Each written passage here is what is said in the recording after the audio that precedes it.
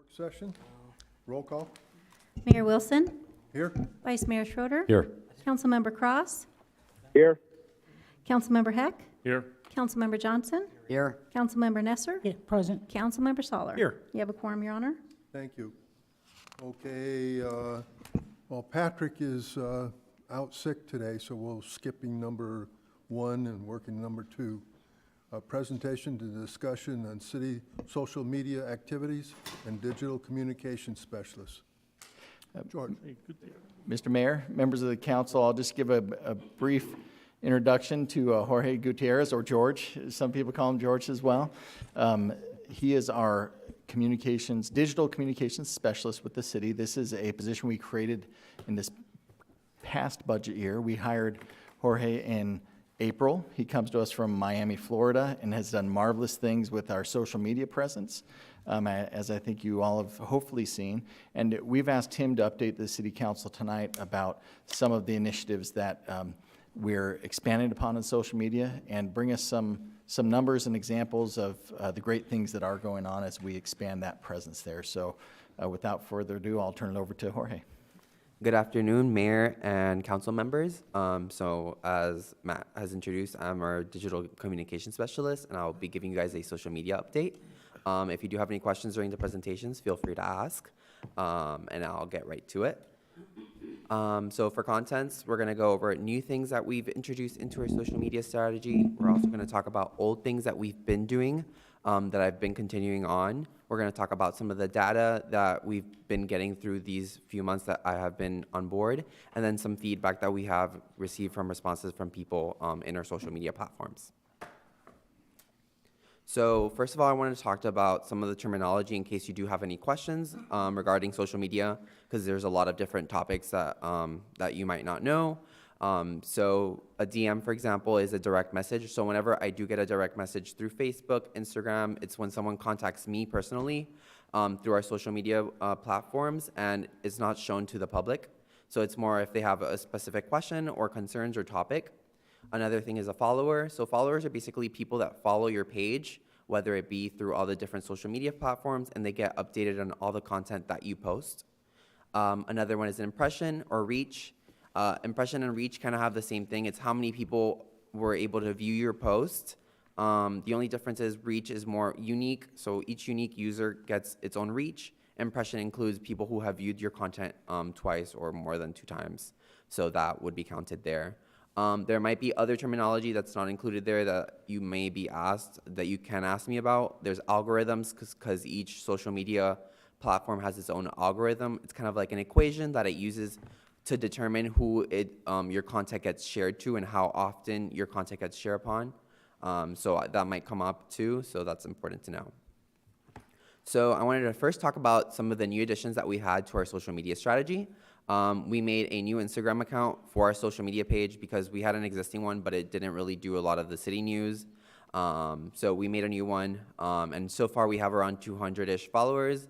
And I also think it's great. It's a great addition because we get to really target our new younger audiences that are on those platforms, so really get them involved and understand what's going on with the city itself, because Facebook appeals more to the older audience, so I think Instagram is a good way to get the younger audiences involved.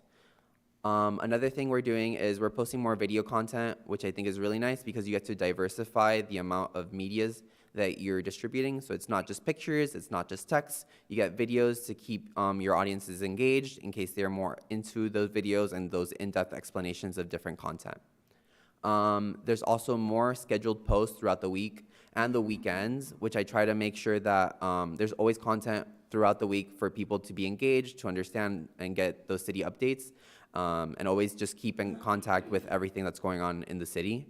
I also try to keep at least 4 posts a week just so that we have content out there for people to understand and keep updated, which I think was one of the bigger concerns that we had previously, that we weren't really sharing as much as we needed to.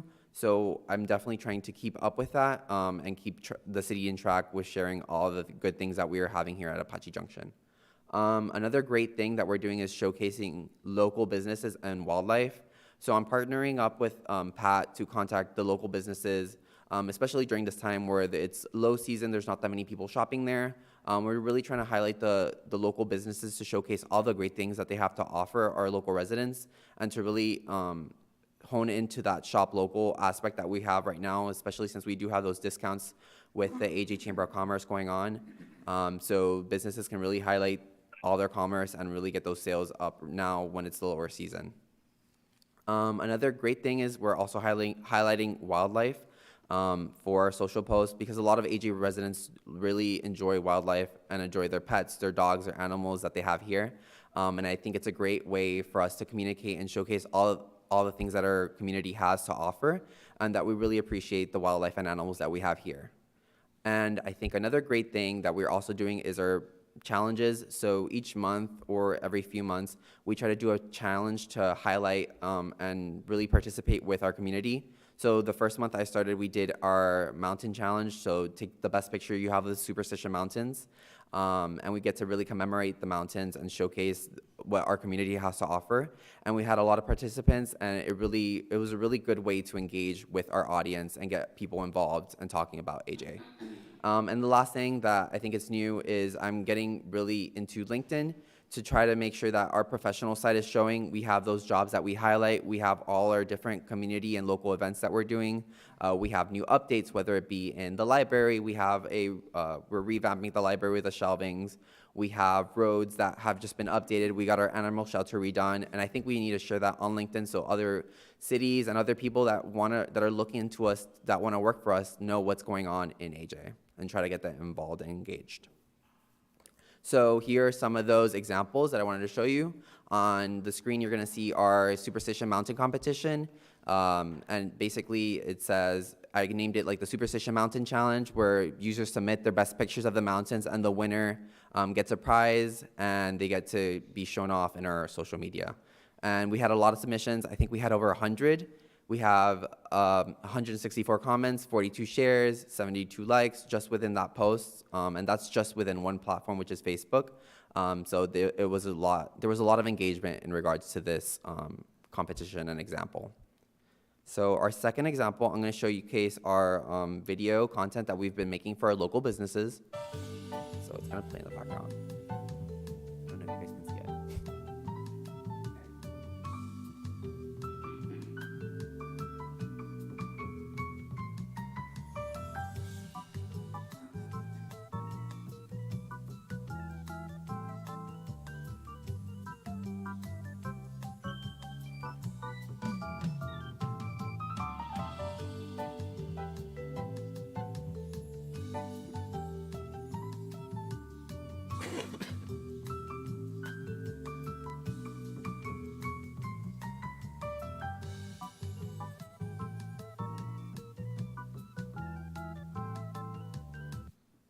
So yeah, most of the videos follow more or less this format to really highlight your shopping local, and also all the things that these retail or different places have to offer as their local businesses.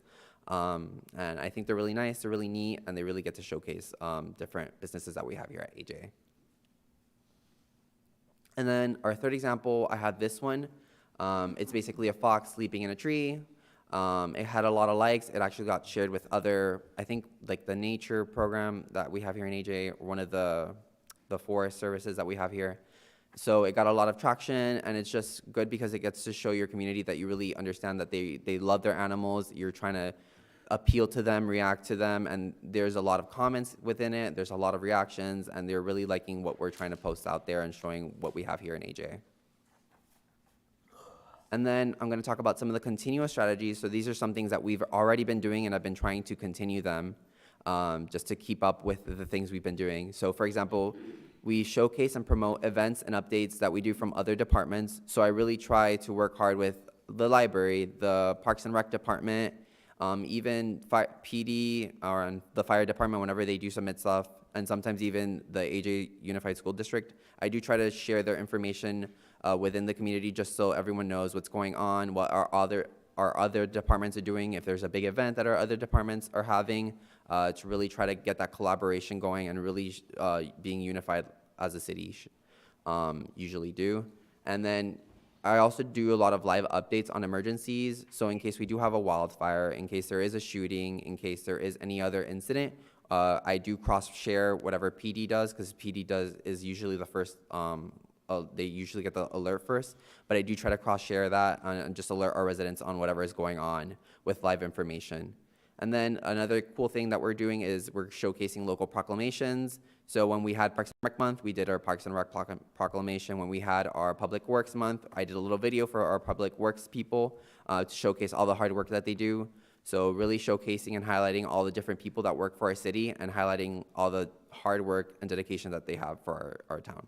And then I also create content to encourage safety, so pool safety, monsoon safety, all these different things that our residents can face. I really try to show them different safety tips and things to avoid or to do to just make sure that they're staying safe throughout the season, which I think is really nice that we're encouraging these safe behaviors and allowing our city residents to be safe. So some examples of events. We have our job fair that we had, I think, a month ago.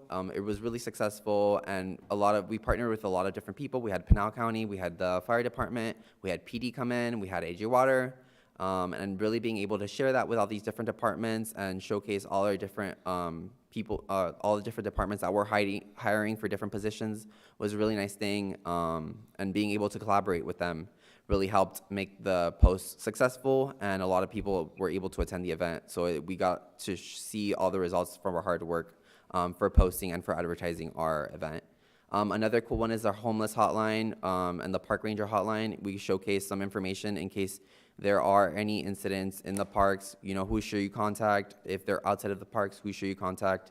And just getting that information out there so our residents know all these different facets of information that are available to them and who they should contact in case of this scenario.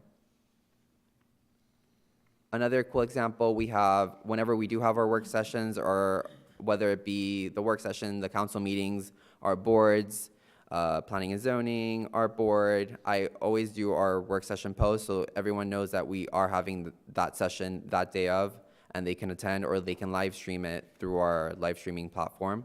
And then we also do a lot of surprise or event posts. So whenever, for example, for our 4th of July, I showed the fireworks being displayed.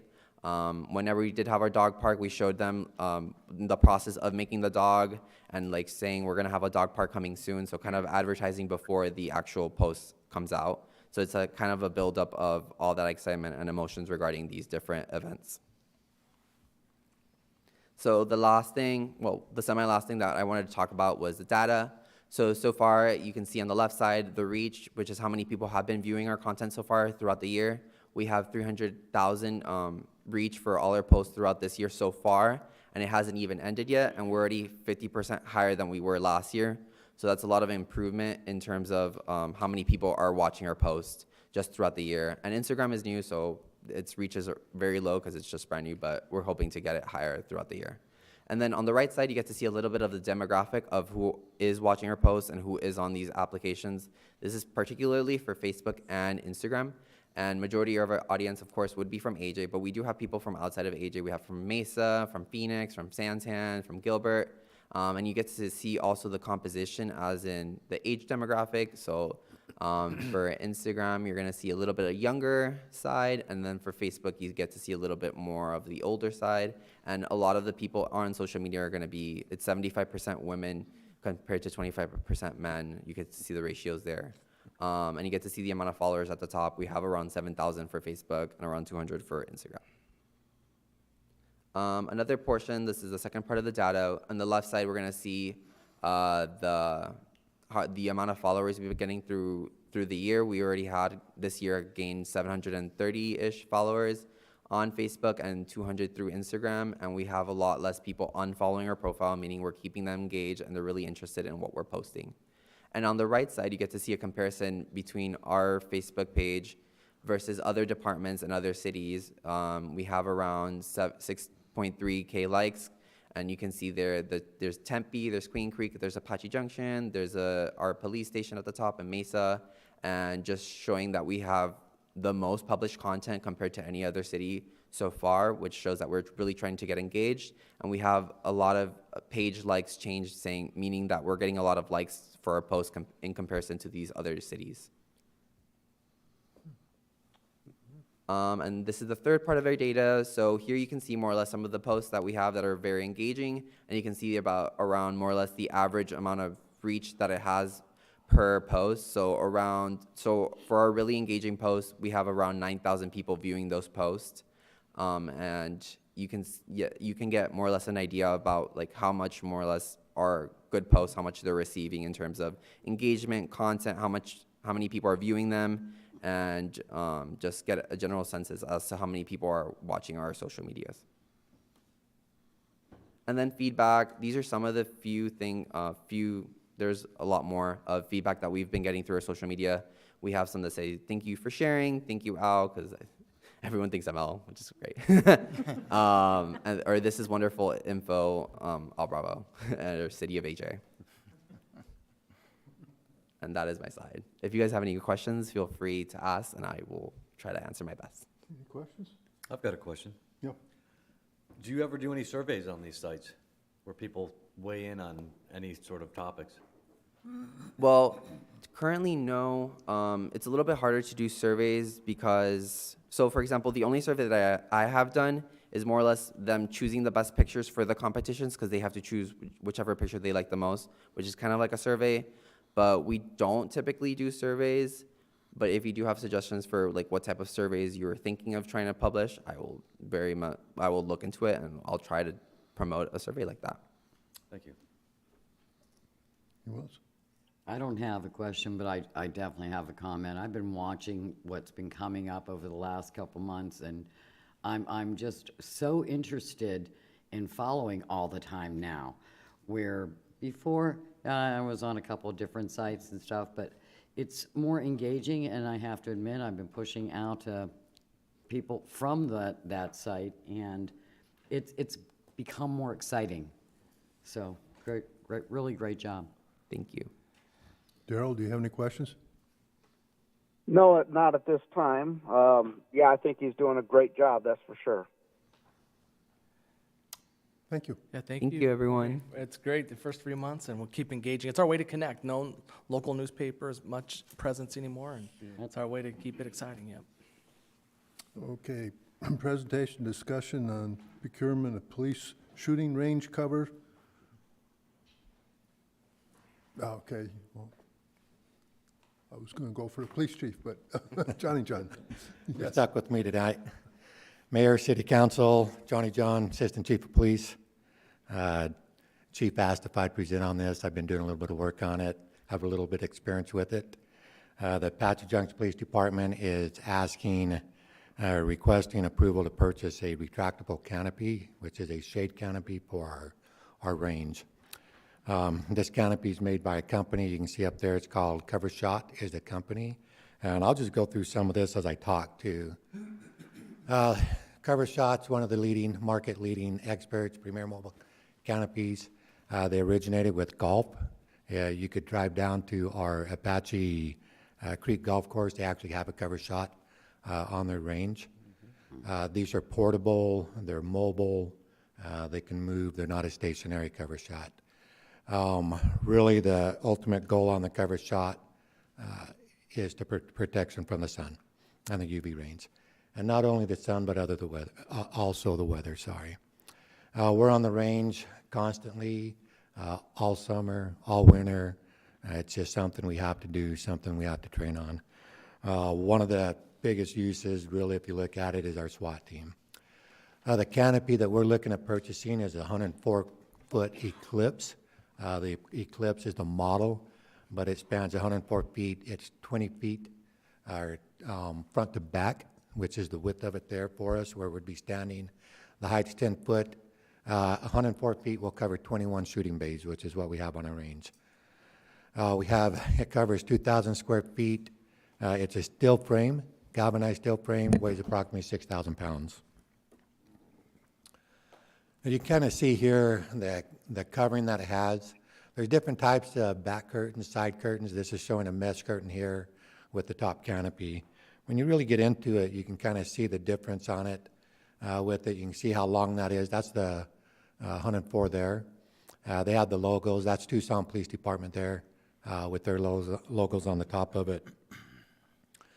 Here you can see just how much shade it really does produce. The difference with some of these is this one's just it's non-motorized, so they'll put it there. They probably have electrical power to it versus self-contained, where it'll move on that.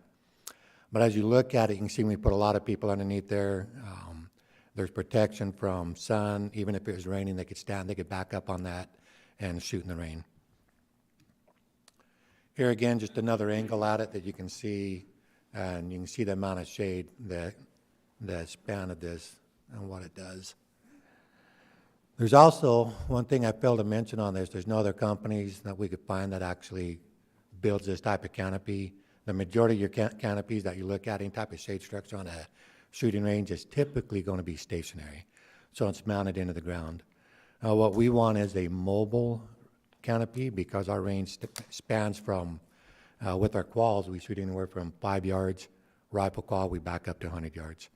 So this shade canopy has the opportunity and the capability of moving with us. When we bring in snipers, we do sniper training. We have the ability to back up to about 250 yards, which we can move that canopy all the way back to 250 yards. There's certain things we're looking at on this. So they offer logos, rear curtains, fans, heaters.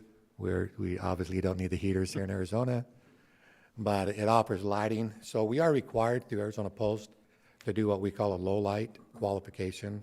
So it's done at dark, basically with lights. So we'll cut the lights down at bare minimum light, and we do a low light, which kind of mimics working at night with the street lights and whatnot. The warranty that comes with this is a 1-year warranty on parts and labors on the new stall. It also, once we do order this, it typically takes about 12 to 16 weeks for them to manufacture. This company, they're the only ones that make it, they're the only ones that build it. So what they do is they build the parts upon order, and then they ship it here, and they ship their crew with the parts, and their crew actually builds the canopy. Once it's built, we send our guys that are going to be managing this down, and they do a full day training course on how to manage the canopy, how it works. This thing, the canopy is, see if I can remember this right, 16,000 pounds, but we're doing a retractable canopy because when we did our research on it, when we get our haboobs down here, without a retractable canopy, that wind is strong enough to tip that over, believe it or not, with that much weight. So retractable canopy just gives us the opportunity to keep it in good shape for years to come. It's part of our range improvements that we've been approved to do throughout the years. We're going to continually improve our range, and this is part of our, it's going to be covered under the capital improvement projects. Do you have any questions on this? Mayor? Go ahead. Okay. Johnny, so I see it's motorized. Is the maintenance on the unit, for the motorized unit, I would assume that's incorporated in this, or we'll have the specs necessary to be able to maintain that? Right. The motor on that, it's basically like an RV. So it's going to be a generator. So we can handle the generator. Our fleet can actually work on the generator as well if it needs it. Maintenance is yearly maintenance. You change the oil once a year on it. Obviously, we need to check it just like a car engine, but it's a 1-year maintenance on the oil and the air filter on it. Mr. Mayor, Councilmember Cross had. Yeah, no, I was going to Darrell? Yeah, the material for the canopy itself, is that a heavy-duty cloth material? And once it's rolled up into its retracted position, is it protected from the sun? Like some of the newer RV canopies, they have the metal enclosure that it retracts back into, so that when we're not using it, it stays retracted and is not getting killed by the sun? Yeah, so the material on it is actually, I forget what they call it, But it's a heavy duty, really heavy duty material. It's built specifically for the sun, for the weather. If you look at the one on the golf course, they never retract it. Actually, theirs isn't retractable, but it's more stationary than mobile. And it's lasted several years out there. As far as when it's retracted, to tell you the truth, I'm not sure. I do not believe that it has a metal enclosure like an RV does.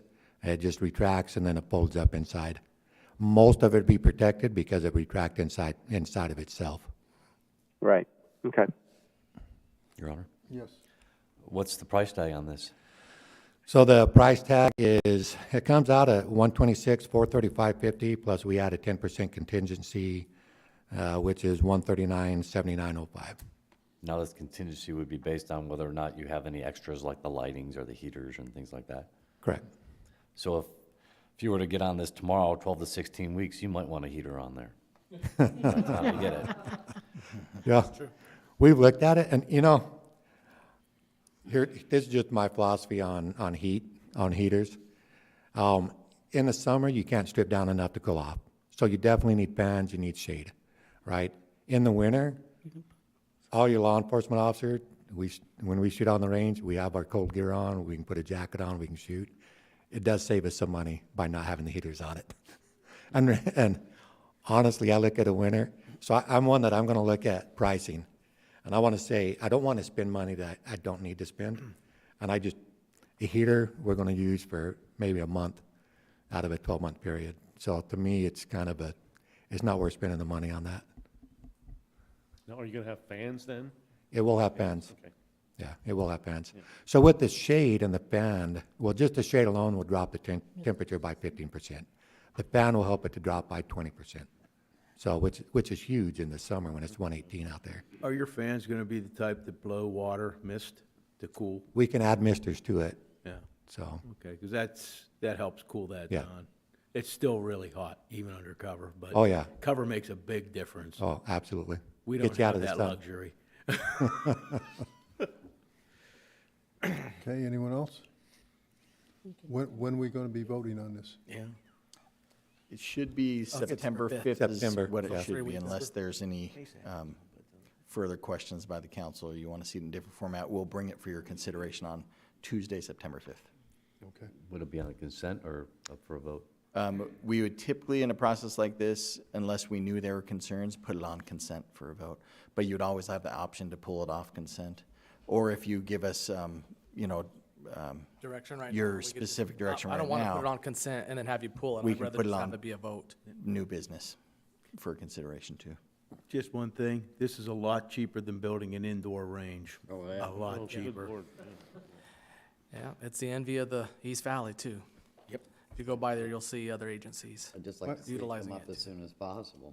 Why don't we put it as a normal voting and discuss it in the aspect so that everyone can hear in it, and then also bring up the idea of what it would cost if we attempted to build a permanent structure out there and contain it, is what it would be. We can do that. All right, we'll have it on a new business item on September 5th. Okay. All right. Does anyone have anything they want to speak on? Okay, I'm going to adjourn. Thank you.